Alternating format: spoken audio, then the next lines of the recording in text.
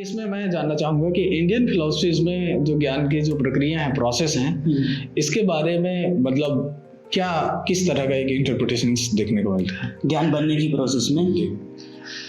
Indian philosophy में ज्ञान बनने की प्रोसेस में पहले तो वही है, इंद्रिय और से जो ज्ञान है उसमें इंद्रिय अर्थ सन्निकर्ष को ही माना जाता है कि इंद्रिय अर्थ सन्निकर्ष के द्वारा ही ज्ञान का निर्माण होता है।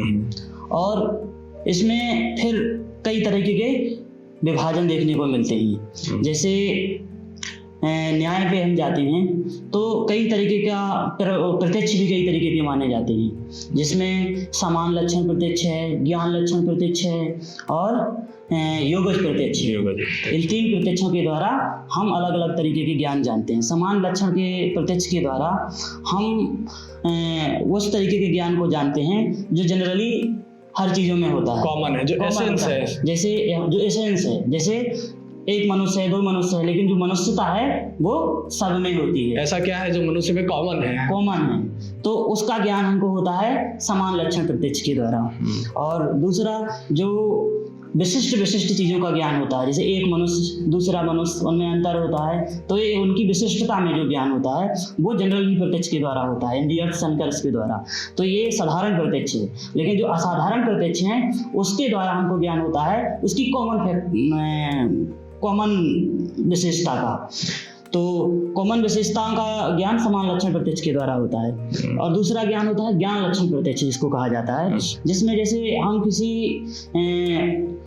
आँख से एक इंद्री से कोई चीज़ का ज्ञान कर रहे हैं, लेकिन दूसरी इंद्री का ज्ञान हमको अब अनायास हो जाता है। जैसे हम जो जिह्वा इंद्री का ज्ञान रसगुल्ले को देख करके होता है, तो रसगुल्ले को देखते हैं हम आँख से ही, तो आँख का ही विशेषता, जो आँख की विशेषता होती है कि वो रूप को ग्रहण कर पाती है, तो उसका ही ज्ञान होना चाहिए। लेकिन मुंह में पानी आ जाता है तो... लेकिन मुंह में लार आ जाता है, इसका मतलब है कि तुरंत ज्ञान हो जाता है जिह्वा को कि इसका ये स्वाद होगा। तो इसको एक असाधारण प्रत्यक्ष कहा जाता है और ज्ञान लक्षण प्रत्यक्ष के रूप में।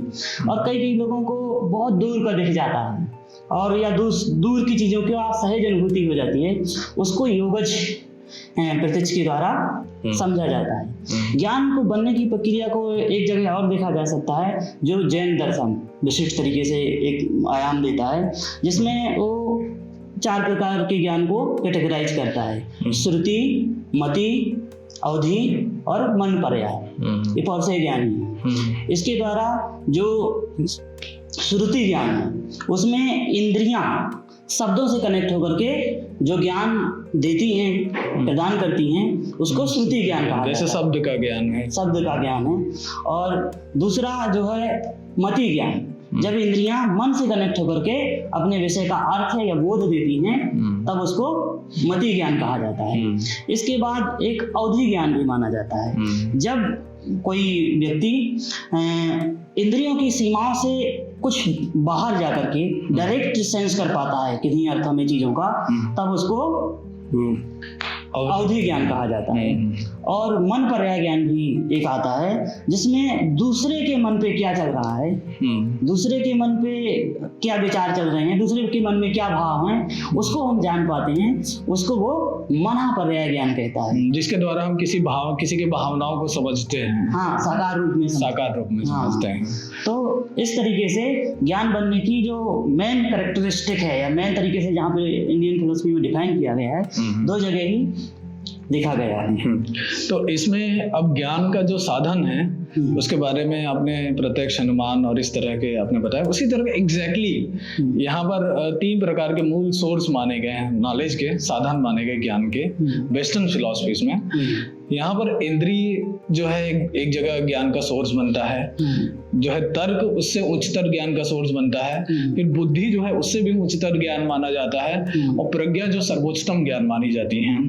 तो ज्ञान के जो निर्धारक एलिमेंट्स हैं, यानी जिन सोर्स के द्वारा ज्ञान का निर्धारण होता है कि हमें किसी चीज का ज्ञान होता है, वो इन 4 बेसिक सोर्सेस के द्वारा ही वेस्टर्न फिलॉसफीज में इंट्रोड्यूस किए गए। कि इंद्रियों के द्वारा कोई चीज ज्ञान हो रहा है तो इंद्रियों के द्वारा उसका ग्रहण हो रहा है, इंद्रियों के द्वारा उसका सत्यापन हो रहा है। कुछ ज्ञान ऐसे होते हैं कि तर्क के द्वारा हम किसी की बात हमें बहुत तार्किक लग रही है तो हम उसको ज्ञान के रूप में स्वीकार करते हैं, बात सही कही जा रही है करके, है ना।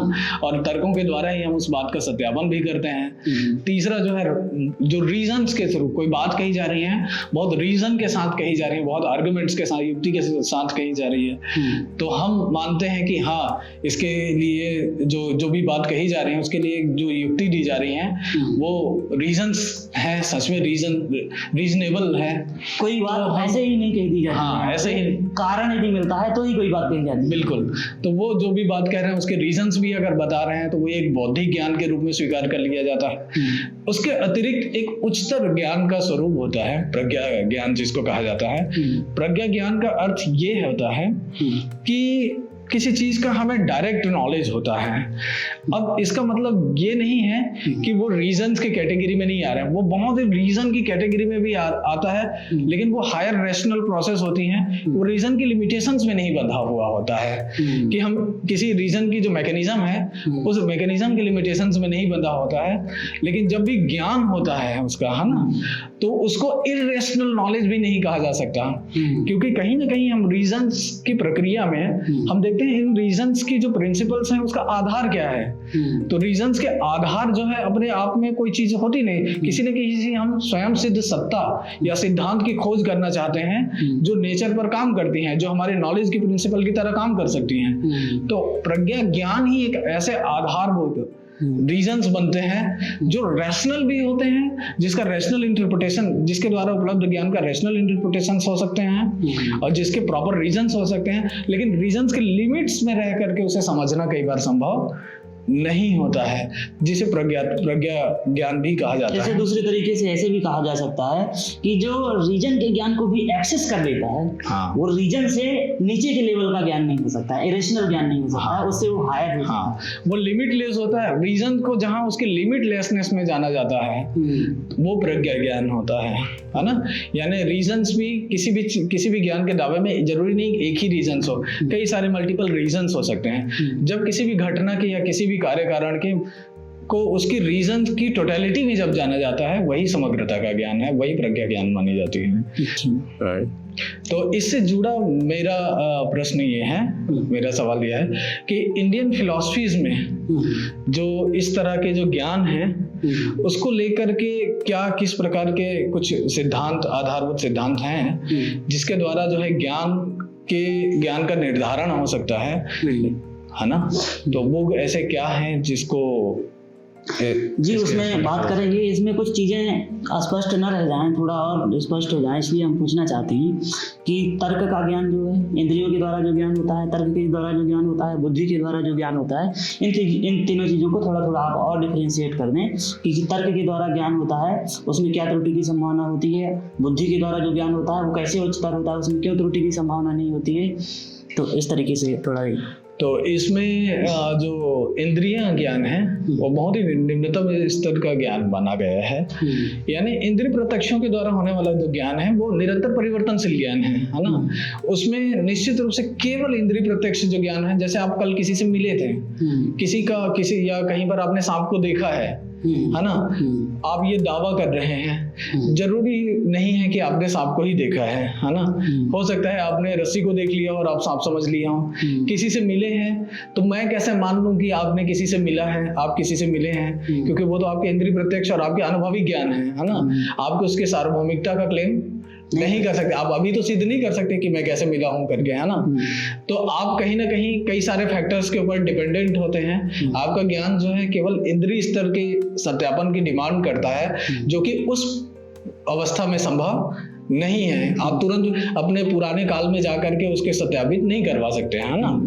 दूसरी तो और इंद्रिय ज्ञान में जो है त्रुटियों का भी एक रोल होता है कि इंद्रिय ज्ञान बहुत दोष युक्त भी हो सकता है कि जैसे हमें दो पटरियां हमेशा जो है मिलती हुई दिखलाई पड़ती हैं और हमें इसका पूरा भरोसा भी होती है, लेकिन कभी भी हम जानते हैं कि दो पटरियां आपस में एक दूसरे से कभी नहीं मिलती हैं। आकाश और क्षितिज जो आकाश है और धरती जो है आपस में दूर जाते हुए एक दूसरे से मिलती हुई दिखलाई पड़ती हैं, लेकिन हम हमेशा जानते हैं कि आकाश जो है और जो धरती कहीं पर भी एक दूसरे से मिलती नहीं है। रेगिस्तान में हम लोग देखते हैं मृग मरीचिका का हम लोगों को इल्यूजन्स होते हैं कि रियल में हमें पानी जैसी चीजें दिखती हैं लेकिन वास्तव में नहीं होती हैं। ठीक उसी तरीके से तर्क में भी होता है कि तर्क जो है वो एक्चुअल चीज को रिप्रेजेंट करने वाला भी हो सकता है और किसी फॉल्स चीज को रिप्रेजेंट करने वाला भी हो सकता है। तो आप किसी फॉल्स चीज को रिप्रेजेंट कर रहे हैं आपके तर्क, है ना, और आप उसकी जो सत्यता है उसको प्रमाणित नहीं कर पा रहे हैं, तो वहां पर कई प्रकार के तर्क दोष हो सकते हैं, है ना। सत्यता है प्रमाणित नहीं कर पा रहे हैं, इसका मतलब है कारण और कार्य का संबंध अच्छे से स्थापित नहीं कर पा रहे हैं, तो वहां पे कई प्रकार के तर्क दोष हो सकते हैं। बुद्धि की जो ज्ञान की जो प्रमाणिकता है उस पर भी सवाल उठते हैं कि बुद्धि के द्वारा आपने जो संयोजन किए हैं, रीजंस तो आपके सही हैं, लेकिन आपने जिस मटेरियल का उपयोग किया है रीजंस के रूप में इस्तेमाल करने का या दिखाने का, वो मटेरियल ही गलत हो, है ना। जैसे अगर आप किसी सरकार को सही सिद्ध करना चाहते हैं, है ना, लेकिन सरकार हो सकती है गलत भी हो, है ना, लेकिन आप उसको सिद्ध करने के लिए सही रीजंस का इस्तेमाल कर रहे हैं, कैटेगरी आप सही इस्तेमाल कर रहे हैं, लेकिन आपका जो मटेरियल है वही जो है दोषयुक्त हो, तो आप जो है आपका रीजंस भी मतलब दोषयुक्त हो जाएगा, है ना। लेकिन प्रज्ञा ज्ञान में किसी भी प्रकार की दोष का संभावना नहीं है, क्योंकि आप किसी मटेरियल का यूज उस तरह से नहीं कर रहे हैं जो इंद्रियों के द्वारा आ रही हैं, उस तरह से नहीं कर रहे हैं जो बुद्धियों के द्वारा है, बल्कि प्रज्ञा ज्ञान एक डायरेक्ट नॉलेज है जो रिविलिएशन इन नेचर होता है, रिवील्ड करती है चीजों को, जो जैसा है उसको उसी रूप में ही रिवील करती हैं, बिना किसी प्रकार के पूर्वापेक्षा या पूर्वाग्रह को बीच में लाए, चाहे वो रीजंस का ही पूर्वाग्रह हो या तर्क का पूर्वाग्रह हो या फिर अनुभव का पूर्वाग्रह हो। इसमें एक चीज और जोड़ सकते हैं कि प्रज्ञा चीजों को समग्रता को जोड़ करके देखती है। बिल्कुल। बौद्धिक रूप से यदि हम कारणात्मक रूप से संबंध दिखा रहे हैं तो कुछ कारणों को सामने रख सकते हैं, कुछ कारणों को छिपा सकते हैं। बिल्कुल। लेकिन वो प्रोसेस हमारी कारणात्मक होगी। लेकिन प्रज्ञा में ऐसा नहीं होगा। हाइडिंग प्रिंसिपल आपका ये 3 स्तर में ही काम करते हैं। प्रज्ञा के स्तर पर हाइडिंग प्रिंसिपल नहीं होता है, क्योंकि वो रिवीलिंग इन नेचर होता है, वो रिवील्ड करती हैं चीजों को। ठीक है सर, आप जो हमसे क्वेश्चन किए थे कि इस तरीके का इसी तरीके का आधार कोई इंडियन फिलोसफी में होता है कि नहीं होता है, तो ज्ञान में जो कैटेगराइजेशन है इंडियन फिलोसफी में भी होता है। इंद्रिय स्तर का ज्ञान होता है, मन के स्तर का ज्ञान होता है, बुद्धि के स्तर का ज्ञान होता है।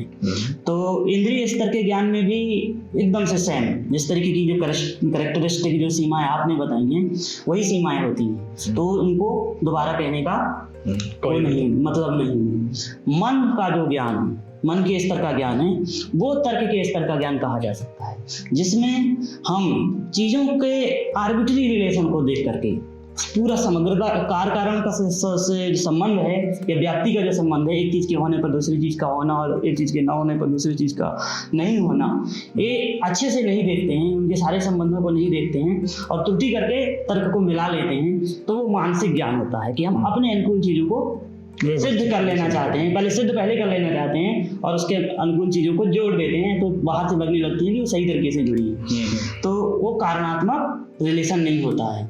और जो तीसरा बौद्धिक ज्ञान जिसे कहा जाता है, जिसे निश्चयात्मक प्रवृत्ति का ज्ञान भी कहा जाता है, वो यही इसी तरीके से हो, उसमें भी कार्य कारण का सिद्धांत या व्यक्ति संबंध अच्छे से होना चाहिए, तभी उसको बौद्धिक ज्ञान माना जाता है।